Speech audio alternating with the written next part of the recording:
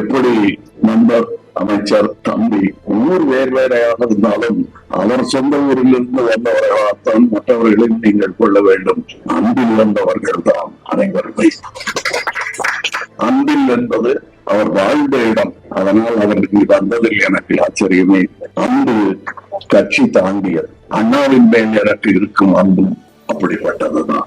அவர்கள் பிள்ளைகள் எல்லாருக்கும், அவரிடம் கற்ற பிள்ளைகள் எல்லாருக்கும், அதை புரிந்து கொண்ட எல்லா பிள்ளைகளுக்கும் இதே குணாதிசயம் இருப்பதை நான் பார்த்திருக்கிறேன். பதவி வரும்போது பணிவு வர வேண்டும், துணிவும் வர வேண்டும் தோழா என்று சொன்னார்கள்.